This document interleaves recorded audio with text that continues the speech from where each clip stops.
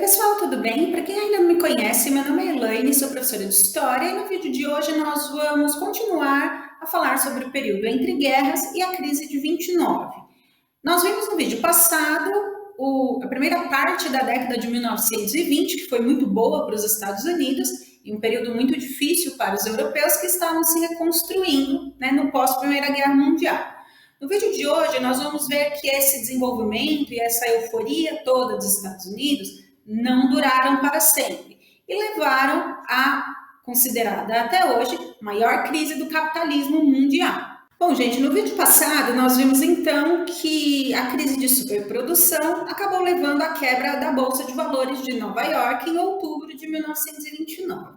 Essas pessoas aí que vocês estão vendo na foto são pessoas que perderam todo o seu dinheiro, todos os seus investimentos. São investidores da Wall Street, que é o centro financeiro, de Nova York, e que estavam aí desesperados, sem saber o que fazer. O presidente dos Estados Unidos na época era Herbert Hoover, que dizia que as pessoas precisavam ficar calmas porque a economia iria se recuperar. Esse período pós-quebra da Bolsa é conhecido como a Grande Depressão.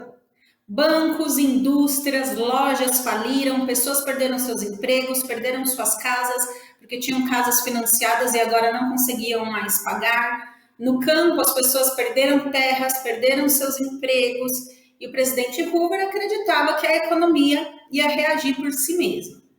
Os Estados Unidos pararam de investir na Europa, pararam de fazer empréstimos e cobraram os empréstimos feitos anteriormente. Então, assim, olha, europeus, agora não tenho mais como emprestar dinheiro para vocês. Aliás, o dinheiro que eu emprestei antes, pode me devolver que eu estou precisando. Todos os países que tinham comércio com os Estados Unidos acabaram sendo afetados. Seja pouco comércio ou muito comércio. Porque agora, o seu grande comprador ou vendedor, enfim, estava passando por uma das maiores crises da sua história. E essas pessoas que perderam tudo mesmo, acabaram entrando nas chamadas filas da sopa, que são filas conhecidas nos Estados Unidos, como vocês podem ver aí. São pessoas até bem vestidas, pessoas que tinham um padrão de vida bom, mas aí perdeu o emprego, perdeu casa, perdeu tudo, e essas pessoas começaram a passar fome. E aí até o final da década de 1930, essas filas da sopa, elas eram muito comuns nos Estados Unidos. Vejam aí também na tabela que o número de exportações e importações em bilhões de dólares caiu muito de 1929 até 1932. Então, realmente, os Estados Unidos entraram numa crise muito grave e que afetou o mundo inteiro. Dentre os países que foram afetados pela crise está o Brasil. Os Estados Unidos eram os maiores compradores do café brasileiro e com a crise deixaram de consumir. Lembrem-se que a economia brasileira era dependente basicamente do café. Acabou o dinheiro do convênio de Taubaté, não tem mais. Lembra do convênio de Taubaté, que o governo pediu dinheiro emprestado para estocar o café?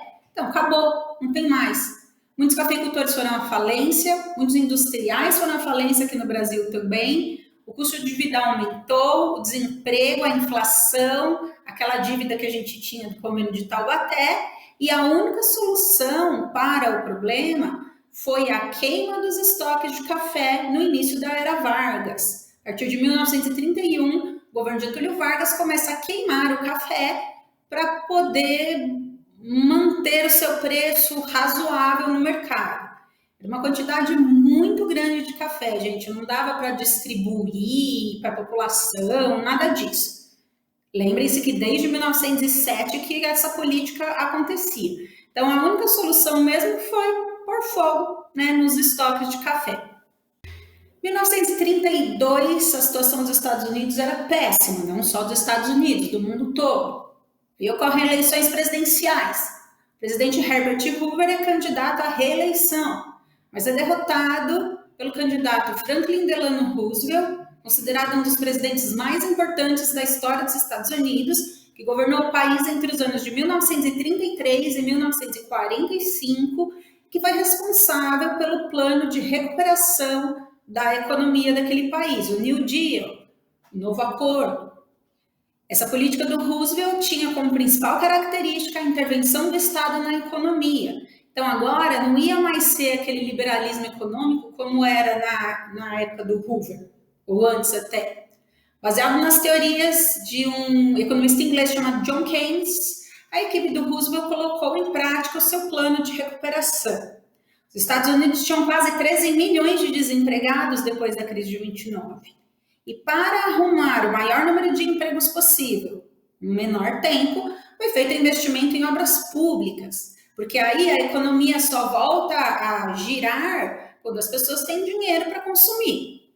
Além disso, o Roosevelt limitou a produção de um monte de bens e fez outras medidas de regulação econômica que não vem ao caso aqui para a gente agora.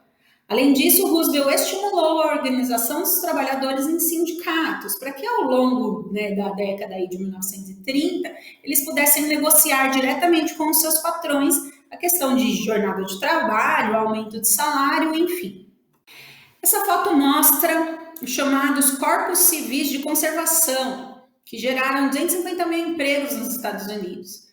São grupos responsáveis pela manutenção de parques, estradas, florestas, enfim. E aí, muita gente que estava sem emprego viu aí uma oportunidade. Então, pessoas que antes tinham diversas profissões acabaram conseguindo um dinheiro aí para sobreviver trabalhando nessas conservações aí de parques, estradas e florestas. Alguns dados sobre a crise de 29.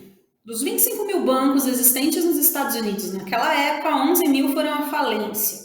O número de desempregados passou de 1,5 milhão para 12,8 milhões no início da década de 1930.